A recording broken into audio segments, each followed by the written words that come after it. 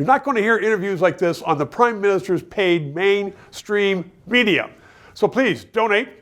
Ask your friends to donate, and please sign up, because we want to keep the dialogue going in Canada.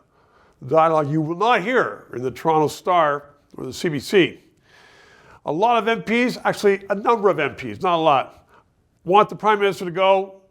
The machinery to get a Prime Minister to go has been stripped from the Constitution. He's going to be staying as long as he wants, until the people say so. But Marc Kealey, lifelong Liberal, he has practiced in the upper echelons of government and the party, two different things. He joins me right now because I want to ask you, first of all, this doesn't seem very democratic that most of the party, wants the Prime Minister to go, and he's saying, stuff it.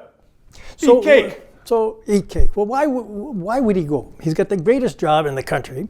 He's leading a government that, with all due respect to what you might say, has done a pretty admirable job over 10 years. But most people now don't like what that government has done. They want to defeat it. The key word you just said is now. And so let's talk about that, because there's a lot to unpack here. Number one, there are two sides to this. There's the electorate, and what people think, and then there's the machinery of the government and the Liberal government. Okay, so let's talk about that for a second. Right now, and I'll say, why are people angry at Justin Trudeau? And it's real obvious. And we're not really delving into this in the media, because I think people are tired of the performative nature of this man. But he's led a government that has done some pretty extraordinary things over the last 10 years that they're not talking about. But we aren't going to get into that. But there are a number of people now who are saying the economy is grinding to a halt. We have stopped the extractive industries in Canada. Inflation is out of control. Groceries are out of control. They don't like the carbon tax. They want things changed. Right, they do want things changed, and they get. So it's undemocratic to have that guy there. Well, look, there's a way that could happen, and that would. So there. Let me unpack it this way.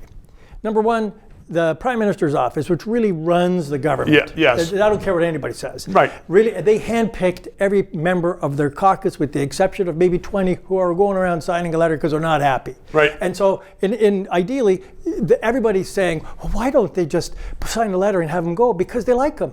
They work with them. They think, you know what, you chose me, loyalty matters. And I think that's an admirable trait. Ministers are paid a lot more money. I don't care about that. What I care about is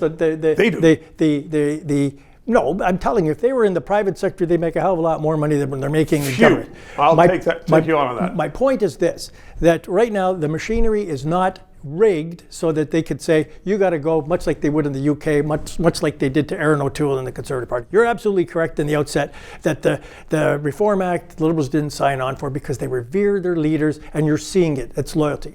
But here's what I think it should happen, because we're not going to see a prorogation like everybody thinks. We're not going to see Mark Carney come strolling in to be the leader, and he does stuff in either the summer or gets ready for an election in the fall. No, what we're going to see is that this guy is saying, I'm waiting out what people are starting to see as probably a chink in the armor on Pierre Poilievre, and I think I could beat him. And you watch and see how that plays out. 3 minutes. To those of you who have subscribed and donated, a heartfelt thank you. You're keeping us on the air. If you're watching and you haven't, please try to do so, because 4 years ago we started this show because there needed to be independent analysis. Now more than ever, with the Online Harms Act. Once that gets into law, it's been passed once by the House, there are going to be hundreds of bureaucrats censoring the news in Canada, censoring this show. We need to keep it on the air. Thanks for your support.